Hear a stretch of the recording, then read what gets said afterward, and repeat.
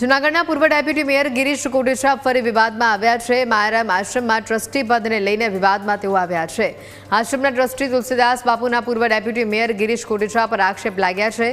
ગિરીશ કોટેચાને ગેરકાયદેસર ટ્રસ્ટી બનાવ્યાનો આક્ષેપ કરવામાં આવ્યો છે। કોટેચાની નિમણૂક સંમતિ વગર ટ્રસ્ટના નિયમોનું ઉલ્લંઘન કરીને કરવામાં આવી હોવાની વાત બાપુ દ્વારા કરવામાં આવી છે। આ સાથે તુલસીદાસ બાપુના આક્ષેપોને પણ ફગાવવામાં આવ્યા છે। કોટેચાની નિમણૂક ટ્રસ્ટના બંધારણ મુજબ થઈ હોવાનું હસમુખ ત્રિવેદી કહી રહ્યા છે। આશ્રમના વિકાસ માટે ગિરીશ કોટેચાએ 75 લાખનું દાન કર્યું હતું। અને આ અંગે વધુ માહિતી મેળવીશું। સંવાદદાતા સાગર જોડાયા છે ફોનલાઈન ઉપર। સાગર, વધુ માહિતી શું?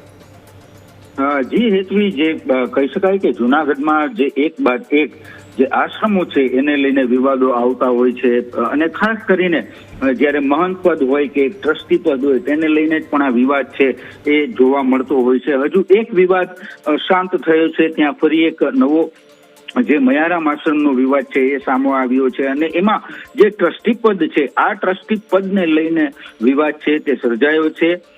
જે મયારામ આશ્રમ ટ્રસ્ટ છે કે જ્યાં જે જરૂરિયાતમંદ વિદ્યાર્થીઓ છે તેમને રહેવાની, જમવાની અને એમના શિક્ષણની એક નિઃશુલ્ક સુવિધા ઉપલબ્ધ હતી, અને તેના બદલે હવે ત્યાં ફી લેવાતી હોય તેના કારણે વિદ્યાર્થીઓની સંખ્યા ઘટી ગઈ છે, એવો જે ત્યાંના આચાર્ય ટ્રસ્ટી છે તેમનો એક પૂર્વ ડેપ્યુટી મેયર ગિરીશભાઈ કોટેચા ઉપર આક્ષેપ છે।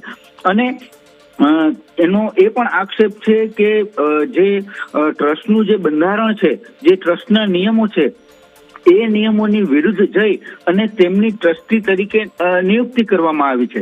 જોકે સામે પક્ષે એમને જે ટ્રસ્ટીઓ છે એ ટ્રસ્ટીઓમાં પણ ભાગલા છે કે એક પક્ષ છે અને બીજી બાજુ બીજો પક્ષ છે, તો બીજી તરફ જે ગિરીશભાઈ કોટેચા છે, જૂનાગઢના એક અન્ય સમાજસેવી છે, મનસુખભાઈ વાજા છે, હર્ષુખભાઈ ત્રિવેદી છે કે જેઓ એડવોકેટ છે, તેમનો એક સામે એક આક્ષેપ છે, અને તેમનો પણ એક એમણે વળતો જવાબ અને ખુલાસો આપ્યો છે કે ગિરીશભાઈ કોટેચાની જે નિયુક્તિ છે એ ટ્રસ્ટના બંધારણ અનુસાર જ કરવામાં આવી છે, અને આ જે તમામ ટ્રસ્ટીઓ છે એમના દ્વારા આશ્રમમાં અનેક વિકાસ કાર્યો પણ કરવામાં આવ્યા છે। જો કે જે આચાર્ય ટ્રસ્ટી છે, જે તુલસીદાસ બાપુ છે, અને જે તેમના જે અન્ય જે સમર્થક જે સાધુ છે રામનારાયણ દાસ બાપુ, આમના દ્વારા હવે આગળ ચેરિટી કમિશનર અને કલેક્ટરમાં પણ આ અંગે રજૂઆત કરવામાં આવી છે। હાલ તો મયારામ આશ્રમને લઈને એક જે શહેરમાં છે એમના વિવાદને લઈને, જે ટ્રસ્ટી પદનો જે એક વિવાદ છે તેને લઈને ચર્ચા જાગી છે। જી હેતવી। સાગર, આભાર વિગતો બદલ।